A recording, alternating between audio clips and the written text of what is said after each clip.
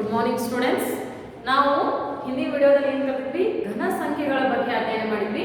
ಇವತ್ತು ನಾವು ಘನ ಮೂಲಗಳ ಬಗ್ಗೆ ಅಧ್ಯಯನ ಮಾಡೋಣ. ಸೊ ಹಾಗಾದ್ರೆ ಘನ ಮೂಲಗಳು ಅಂದ್ರೆ ಯಾವ ರೀತಿಯಾಗಿರ್ತಾವ? ಕೊಟ್ಟಿರುವಂತಹ ಸಂಖ್ಯೆ ನಾನು ಈಗಾಗಲೇ ಹೇಳಿದೆ, ಘನ ಸಂಖ್ಯೆ ಯಾವುದು, ಘನ ಮೂಲ ಸಂಖ್ಯೆ ಯಾವುದು ಅಂದ್ರೆ ಈಗ 2ರ ಘನ ಇರ್ತದ 8 ಅದ. ಈ ಕೊಟ್ಟಿರುವಂತಹ 2ಅನ್ನು ನಾವು ಘನ ಸಂಖ್ಯೆ ಅಂತ ಕರಿತೀವಿ. ಸೊ ಬಂದಂತಹ ಉತ್ತರವನ್ನು ನಾವು ಏನಂತ ಕರಿತೀವಿ ಅಂದ್ರೆ ಘನ ಮೂಲ ಅಂತ ಹೇಳಿ ಕರಿತೀವಿ. ಸೊ ಘನ ಮೂಲ ಅಂತ ಹೇಳಿ ಕರೆದ್ಮೇಲೆ ಸೊ ನಾವು ಇವಾಗ ಘನ ಮೂಲ ಈಗ ನಮ್ಗ ಹಿಂದಿನ ವಿಡಿಯೋದಲ್ಲಿ ಅಥವಾ ಅಭ್ಯಾಸ 1.1ರಲ್ಲಿ ಏನ್ ಕೊಟ್ಟಿದ್ರು? ಘನ ಮೂಲವನ್ನ ಕೊಟ್ಟು ಘನ ಸಂಖ್ಯೆ ಕಂಡುಹಿಡಿ ಅಂತ ಹೇಳಿ ಹೇಳಿದ್ದಿಲ್ಲ. ಸೊ ಅವಾಗ ಏನ್ ಹೇಳಿದ್ರು ಅವರು? ಘನ ಸಂಖ್ಯೆಯನ್ನು ಕೊಟ್ಟು ಅದರ ಘನ ಮೂಲವನ್ನು ಕಂಡುಹಿಡಿಯಿರಿ ಅಂತ ಹೇಳಿದ್ರು.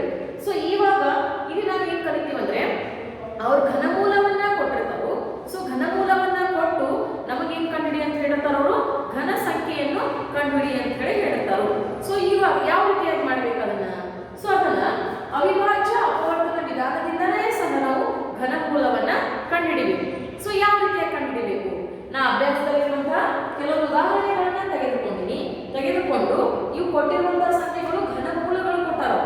ಏನ್ ಕೊಟ್ಟಾರು? ಘನ ಮೂಲಗಳನ್ನ ಕೊಟ್ಟಾರು. ನಾವೀಗ ಕಂಡುಹಿಡಿಬೇಕಾಗಿರೋದೇನು? ಘನ ಸಂಖ್ಯೆ ಕಂಡುಹಿಡಿಬೇಕಾಗಿರೋದ. ಸೊ ಆ ಕಾರಣಕ್ಕಾಗಿ ನಾವು ಅದನ್ನ ಯಾವ ವಿಧಾನದಿಂದ ಮಾಡ್ತೀವಿ ಅಂದ್ರೆ ಅವಿಭಾಜ್ಯ ಅಪವರ್ತನ ವಿಧಾನದಿಂದ ಘನ ಮೂಲವನ್ನ ಕಂಡುಹಿಡಿತೀವಿ. ಸೊ ಉದಾಹರಣೆ ಒಂದೇ ತಗೊಂಡು ಏನದ? 27,000. ಸೊ ನಾವು ಅವಿಭಾಜ್ಯ ಅಪವರ್ತನ ವಿಧಾನದಿಂದ ಬಿಡಿಸ್ತಾ ಹೋಗ್ತೀವಿ. ಸೊ 3 9 27 0ಗೆ 0 3 3 0 ನಂತರ 3 1 ಆಮೇಲೆ ಮತ್ತೇನ್ ಮಾಡ್ತೀನಿ? 5ಅನ್ನ ತೆಗೆದುಕೊಳ್ಳಿ.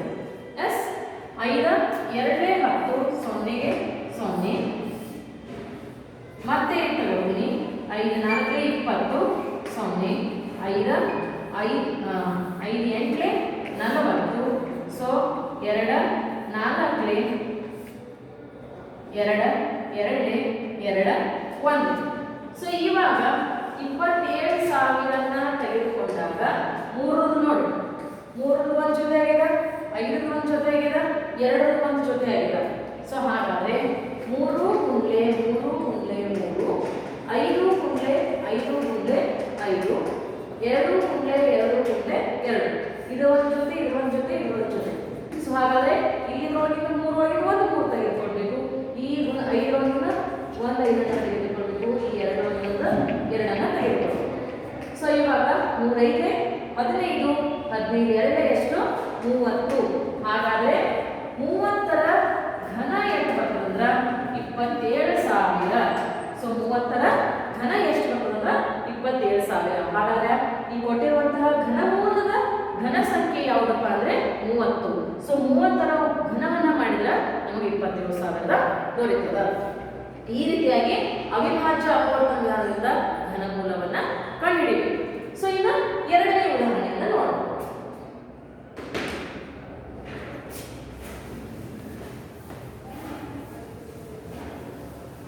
ಎರಡನೇ ಉದಾಹರಣೆ ಏನಪ್ಪ?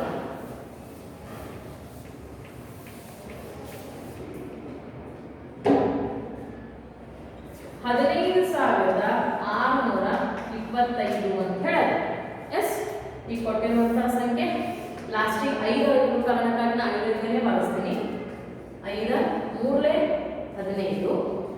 ಸೊ 5 1 5 ನಂತರ 12 5 2 10 5 5 25 ಮತ್ತೆ 5 6 30 ಒಂದು ಉಳಿತು 5 2 10 5 5. ಸೊ 5 1 5 2 5 5 5 2 10 5 5. ಸೊ 5 5 ನಂತರ 5 1 ಈ ರೀತಿಯಾಗಿ ಬಂದದ್ದು. ಸೊ ಇಲ್ಲಿ 5ರ 3 ಪೇರ, ಇಲ್ಲಿ 5ರದ 3 ಪೇರ. ಸೊ ಹಾಗಾಗಿ 15,625 5 ಗುಂಡ್ಲೆ 5 ಗುಂಡ್ಲೆ 5 ನಂತರ 5 ಗುಂಡ್ಲೆ 5 ಗುಂಡ್ಲೆ 5. ಸೊ 5 ಗುಂಡ್ಲೆ 5 ಇದರೊಳಗೆ ಒಂದು 5 ತೆಗೆದುಕೊಂಡಿನಿ, ಇದರೊಳಗೆ ಒಂದು 5 ತೆಗೆದುಕೊಂಡಿನಿ. 5 5 25. ಹಾಗಾದ್ರೆ 25ರ ಘನ ಎಷ್ಟಂದ್ರೆ 15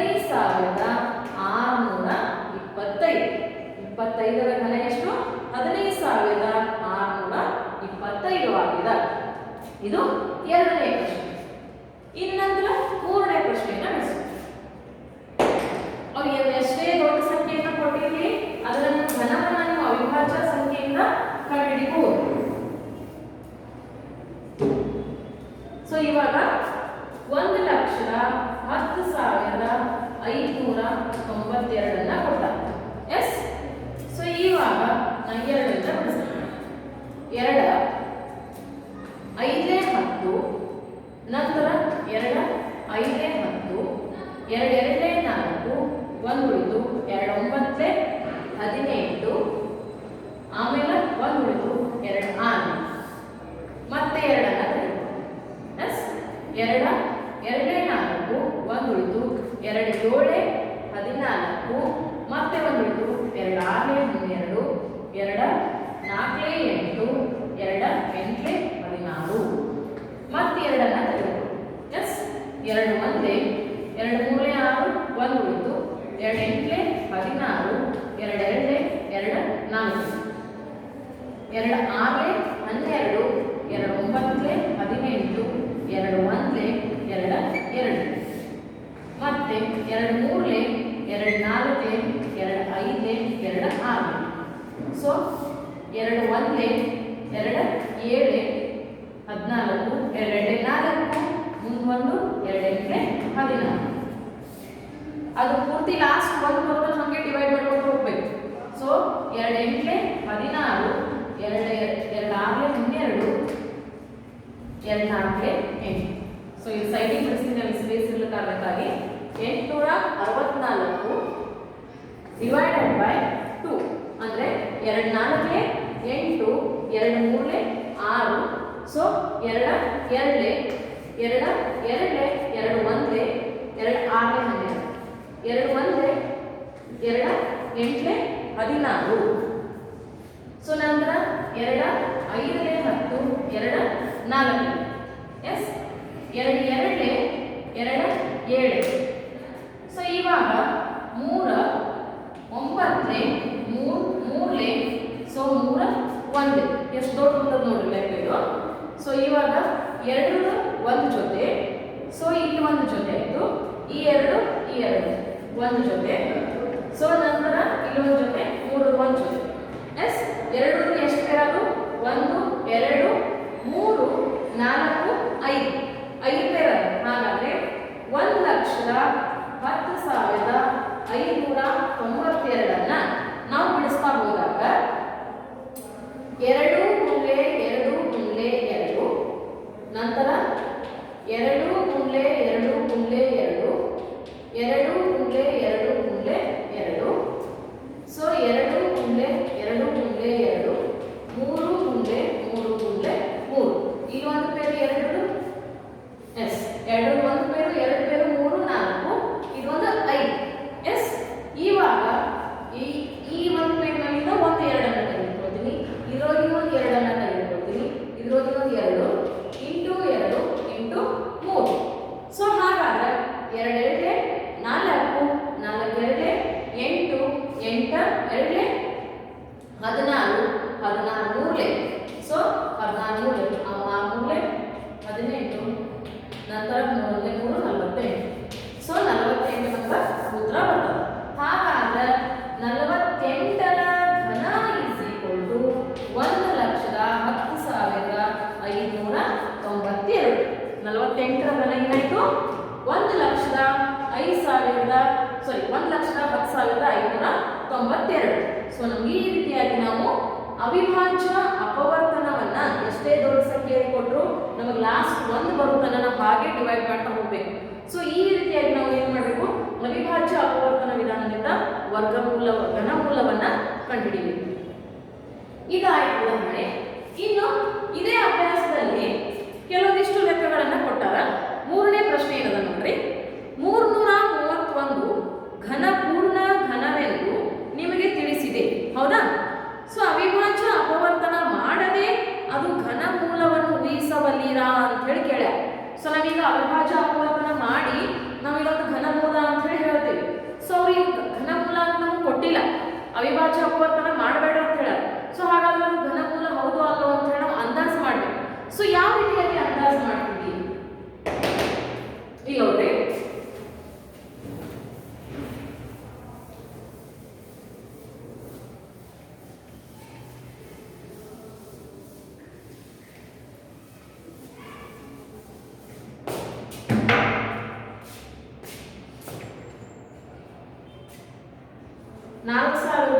1913 ಅಂತದ 12167 ಅಂತ ಹೇಳಿ ಒಂದು.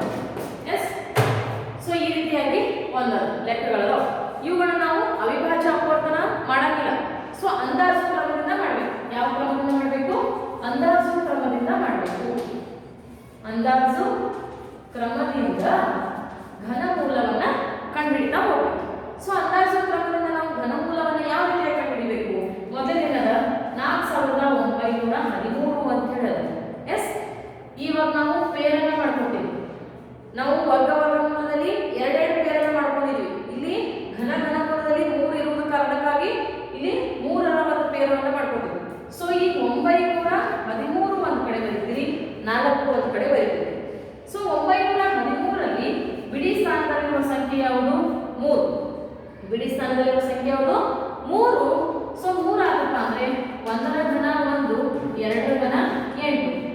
ಇಲ್ಲಿ ಬಂದಂತಹ 4 1 ಮತ್ತು 8ರ ನಡುವೆ ಇದೆ.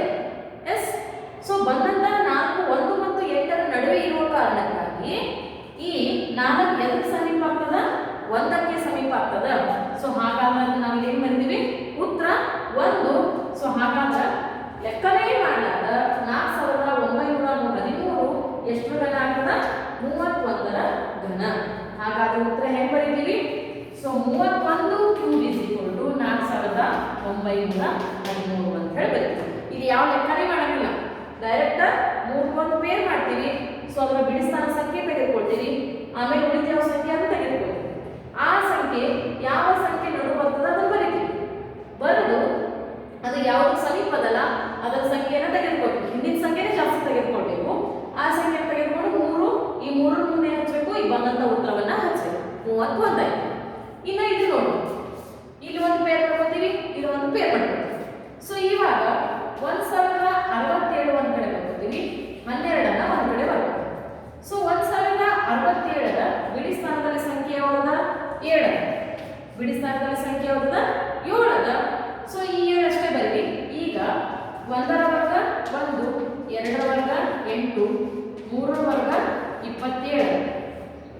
ಈ ಬಂದಿರುವಂತಹ 12 ಯಾವುದರ ಮಧ್ಯೆ ಇದೆ? 8 ಮತ್ತು 27ರ ನಡುವೆ ಇದೆ. ಸೊ ಹಾಗಾಗಿ ನಾವಿರುವಂತಹ ಮೇಲ್ಗಡೆ ಅಥವಾ ಹಿಂದೆ ಇರುವಂತಹ ಸಂಖ್ಯೆಯನ್ನು ತೆಗೆದುಕೊಳ್ಬೇಕು. ಎಷ್ಟು ಸಮೀಪದ? ಅದು 8ಕ್ಕೆ ಸಮೀಪದ ಅಂದ್ರ ಸೊ ಆ 8 ಎಷ್ಟು ವರ್ಗ ಆಗ್ಯದ? 8 ಆಗ್ಯದ. ಸೊ ಹಾಗಾಗಿ 1216 ಇಸ್ ಈಕ್ವಲ್ ಟು 78. ಸಾರಿ, 8 ಎಷ್ಟು ಘನ ಅದ? 2 ಘನ ಅದ. ಅಂದ್ರೆ ನಾವಿಲ್ಲಿ ತಗೋಬೇಕು 8 ಬರ್ತದ ಎಷ್ಟು ಘನ? 2 ಘನ ಆಗ್ಯದ. ಅಂದ್ರೆ 72 ಬರೀತೀವಿ. ಸೊ 72 ಘನ ಇಸ್ ಈಕ್ವಲ್ ಟು 12172